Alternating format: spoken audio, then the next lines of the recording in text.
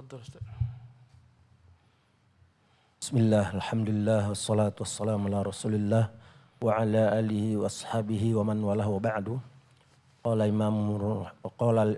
imamul Bukhari rahimahullah rahmatan wasi'ah fi kitab ta'bir babu al-akhdhi ala al-yamini fi an-nawm. Qultu asnada fihi tarfan min hadisi bin Umar allazi qablah. Bismillahirrahmanirrahim. Alhamdulillahi rabbil alamin. Wa sallallahu wa sallam wa baraka ala abdihi wa rasulih Muhammadin wa ala alihi wa sahbihi ajma'ina, amma ba'du. Rabbi shrah li sadri wa yassir li amri wa hlul 'uqdatam min lisani yafqahu qawli. Rabbi zidni ilma warzuqni fahma wa amalan mutaqabbala. Qala al-Bukhari rahimahullah, babul akhdhi 'ala al-yamin fi an-nawm. Bab orang bermimpi dibawa ke arah kanan. Dia lihat dalam tidurnya atau dalam mimpinya. Orang bermimpi dibawa ke arah kanan. Al-Imam Al-Bukhari menyebutkan kisah Abdullah bin Umar dalam mimpinya. Dia mendengar Rasulullah sallallahu alaihi wasallam sebagaimana Abdullah bin Umar menceritakan, kuntu ghulaman syaban azban, aku adalah seorang pemuda yang masih belum menikah. Fi ahdin Nabi SAW, pada masa Nabi. Wa kuntu abitu fil masjid, aku tinggal di masjid. Wa kana man ra'a manaman qassahu ala Nabi, barang siapa dari sahabat yang bermimpi, biasanya mereka akan menceritakan kepada Nabi. Faqultu, aku pun berkata, Allahumma in kana li indaka khairan, ya Allah, kalaulah kiranya ada kebaikan diriku di sisimu, fa'arini manaman, perlihatkanlah aku mimpi, yu'abbirhu li Rasulullah, agar Rasulullah yang mentakbirkannya, menafsirkannya untukku. Fanimtu, aku pun tidur malam itu. Fara'aitu malakaini atayani, dalam mimpiku kulihat dua malaikat datang menjemputku. Fantalaqa bi, keduanya membawaku. Falaqiyahuma malakun akhar, kemudian kedua malaikat tersebut membawaku, berjumpalah kami dengan malaikat lain. Faqala li, malaikat itu berkata kepadaku, lan tura'a, engkau tak perlu khawatir. Innaka rajulun salih, engkau adalah laki-laki yang saleh. Fantalaqa bi ila nari, maka keduanya membawaku ke neraka. Fa idza hiya matwiyatun katuyil bi'ri, kulihat dia bagaikan sumur, terlipat bagaikan lipatan sumur. Wa idza fiha nasun qad araftu ba'dahum, aku lihat di dalamnya ada orang-orang yang aku kenal sebagian mereka. Fa akhadha bi dzatal yamin, maka keduanya kemudian membawaku ke arah kanan. Falamma asbahtu dzakartu dzalika li Hafsah, pagi harinya aku ceritakan mimpiku kepada Hafsah, dan Hafsah menyampaikan mimpi Abdullah bin Umar kepada Rasulullah sallallahu alaihi wasallam, ya suami beliau. Maka berkata Rasulullah sallallahu alaihi wasallam, inna Abdullahi rajulun salih, Abdullah bin Umar adalah laki-laki saleh. Law kana yukthiru as-salata min al-lail, sekiranya dia banyak salat malam. Berkata Zuhri, wa kana Abdullah ba'da dhalika yukthiru as-salata min al-lail, maka sejak saat itu Abdullah senantiasa memperbanyak salat malam.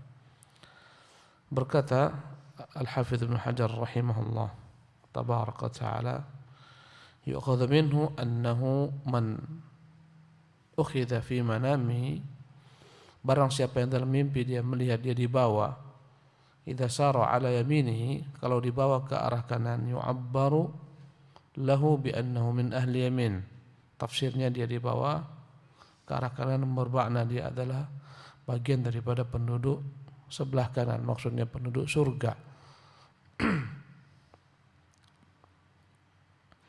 Jika dibawa ke arah kanan, itu menunjukkan jalan yang lurus, jalan yang benar, jalan menuju surga. Wallahu tabaraka wa ta'ala alam. Naam.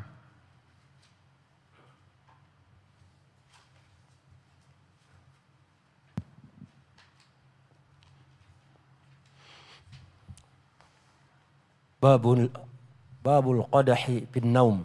Qultu asnada fihi hadis Ibnu Umar al-mutaqaddim. Berkata Imam Al-Bukhari rahimahullah, babul qadahi fin naum. Bab bermimpi diberikan wadah di dalam tidurnya. Wadah ya berisikan air atau susu. Ya, bagaimana jika orang bermimpi diberikan sesuatu, wadah dalam tidurnya. Al-Imam Al-Bukhari rahimahullah menceritakan hadis Abdullah bin Umar bahwasanya dia pernah mendengar Rasulullah SAW berkata, "Baina ana naimun, tatkala saya sedang tidur, utitu biqadahi laban." Didatangkan kepadaku satu wadah, dalamnya ada susu. Fasyaribtu minhu, aku pun meminumnya. Thumma a'taitu fadli Umar bin Khattab. Setelah itu sisanya aku berikan kepada Umar bin Khattab. Qalu fama awaltahu ya Rasulullah. Mereka bertanya, apa tafsiran mimpi itu ya Rasulullah? Qala al-ilmu. Tafsirnya adalah ilmu. Ilmu yang Rasulullah wariskan kepada Umar. Berkata Al-Hafidz Ibnu Hajar rahimahullah, berkata ahlut ta'bir, orang-orang yang biasa menafsirkan mimpi berkata, al-qadahu fin naumi imra'atun aw mal. Orang bermimpi diberikan wadah dalam tidurnya. Biasanya tafsirannya itu adalah wanita. Dia akan mendapatkan wanita atau istri atau harta. Min jihati imra'atin, harta yang didapatkan dari arah wanita. Harta dari istrinya, dari seorang wanita didapatkan. Wa qadahu az-zujaji yadullu ala dhuhuril asya'il khafiyah. Kalau bermimpi melihat dalam tidurnya dia diberikan wadah berupa kaca, cangkir, cawan berupa kaca, menunjukkan bahwasanya apa yang disembunyikan itu akan tampak kelak. Sesuatu yang tersembunyi akan menjadi jelas. Wa qadahu adh-dhahabi wal fiddah thana'un hasan. Jika wadahnya yang diberikan kepadanya berupa emas atau perak, bermimpi diberikan kepadanya wadah emas atau perak yang dalamnya ada air atau susu dan sejenisnya, maka itu tafsirannya dia akan mendapatkan pujian yang baik dari manusia. Nah,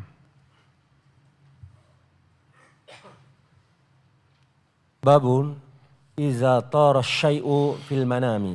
Qultu asnada fihi hadis Ibnu Abbas al-mutaqaddim.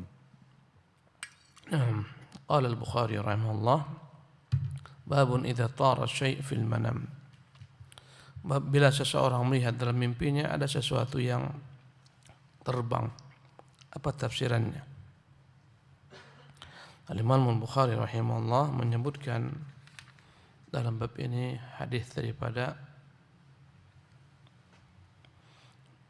Abdullah bin Umar.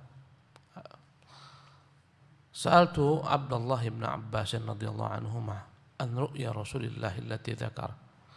Pernah aku bertanya kepada Abdullah bin Abbas tentang mimpi Nabi sallallahu alaihi wasallam yang pernah disebutkan oleh Abdullah bin Abbas. Faqala Ibnu Abbas, maka Ibnu Abbas mengatakan, dzukira li, pernah disebutkan kepadaku tentang mimpi Rasulullah. Anna Rasulullah sallallahu alaihi wasallam qala, bahwasanya Rasulullah pernah bersabda, baina ana naimun, tatkala saya sedang tidur, ra'aitu annahu wudi'a fi yadi siwaran. Aku melihat diletakkan di kedua lenganku dua gelang min dhahabin. Keduanya adalah gelang dari emas. Fa fudhi'tuhuma wa karihtuhuma. Maka aku begitu benci, begitu tak suka melihat keduanya. Karena emas bukan pakaian laki-laki. Ya, gelang bukan pakaian laki-laki.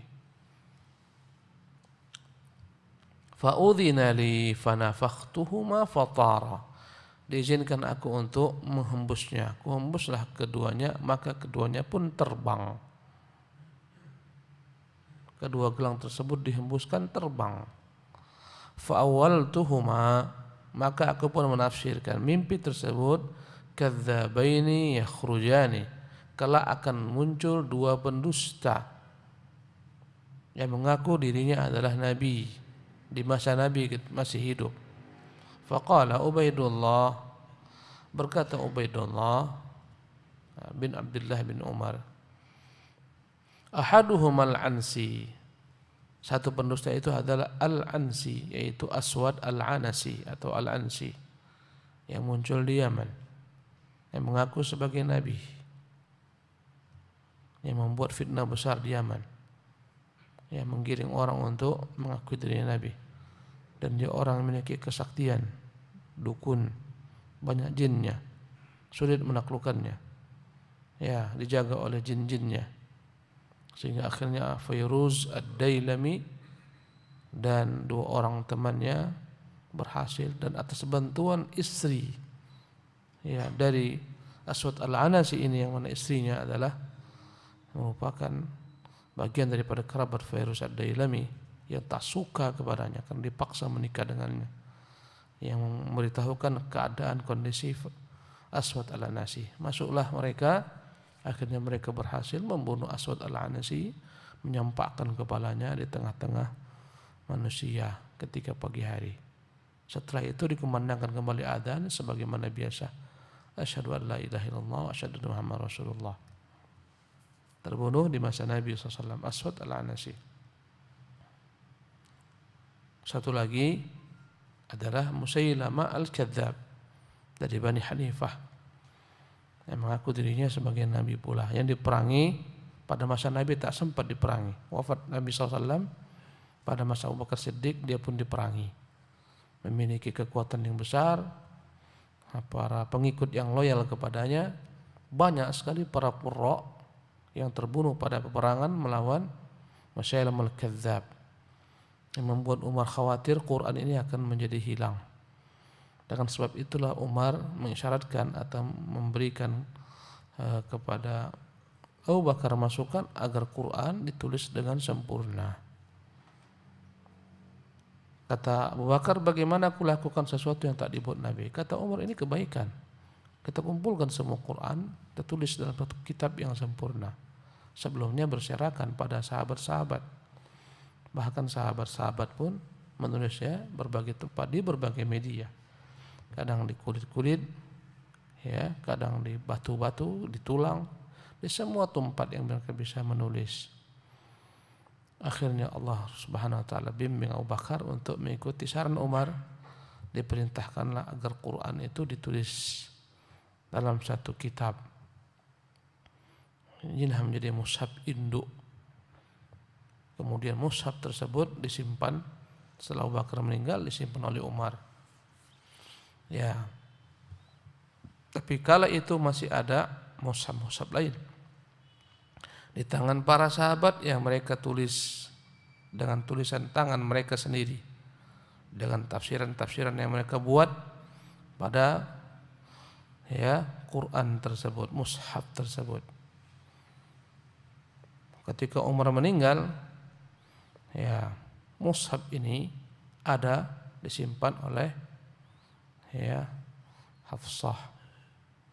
Kemudian pada masa Utsman bin Affan muncul perselisihan antara para qurra, karena dikala itu masih dibiarkan mereka membaca bacaan sesuai dengan apa yang mereka dengar dari Rasulullah.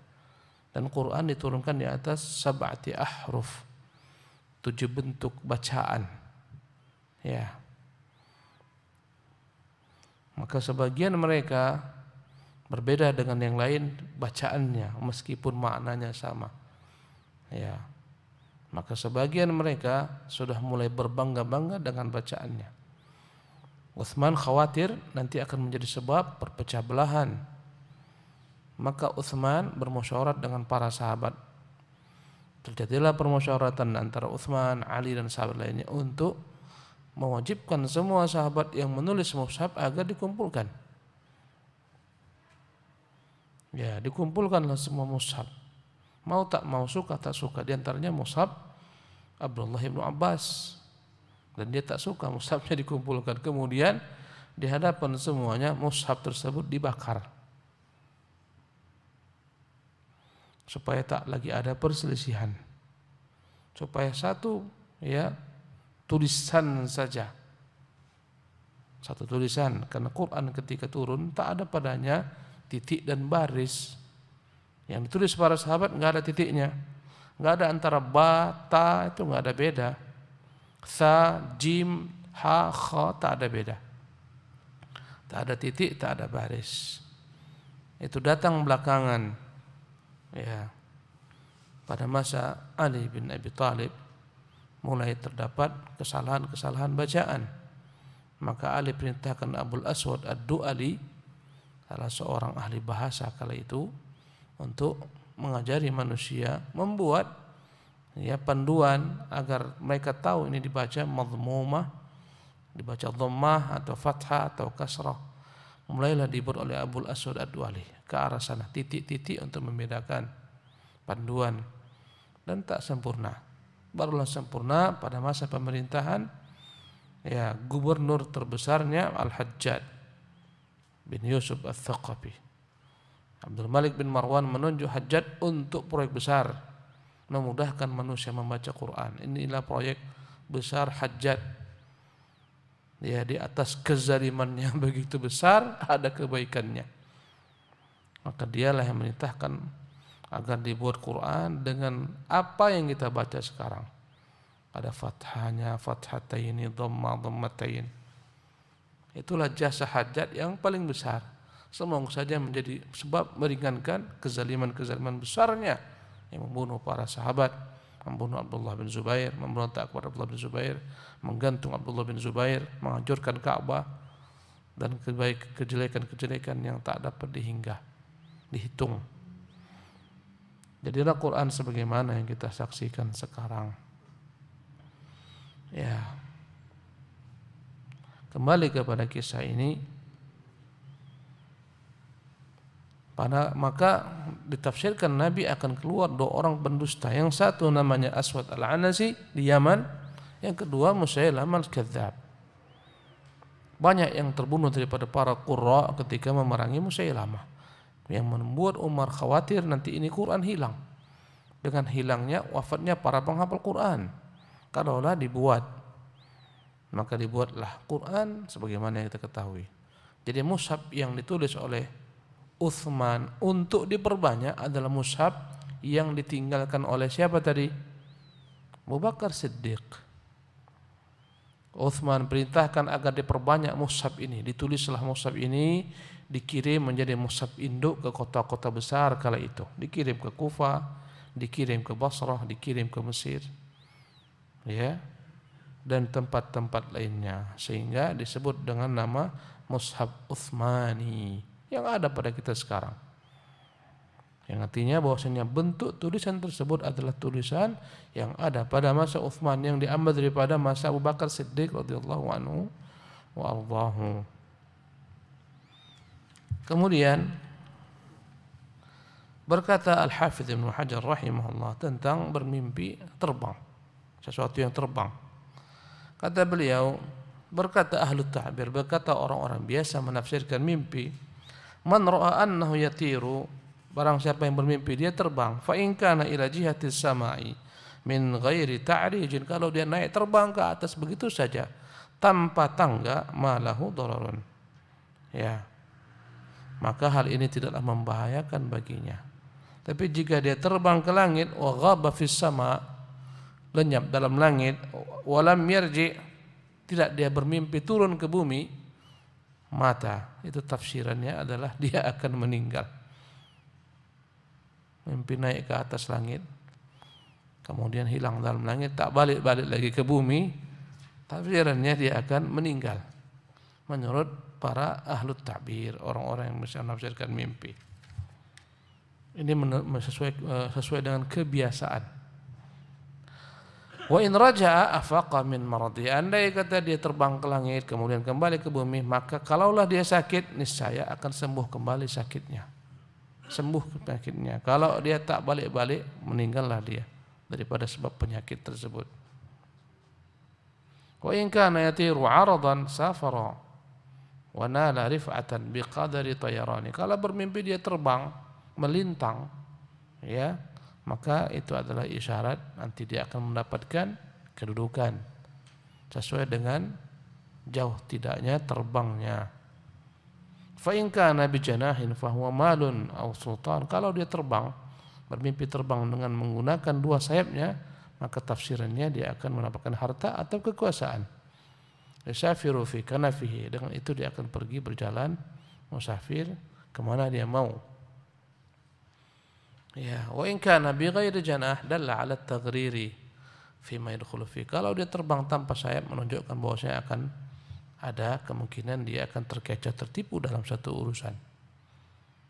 Qalu inna at-tayarana lisyirari dalilun radi. Maka bermimpi terbang bagi orang-orang yang buruk perangainya, akhlaknya, itu menunjukkan hal-hal yang jelek akan datang menimpanya.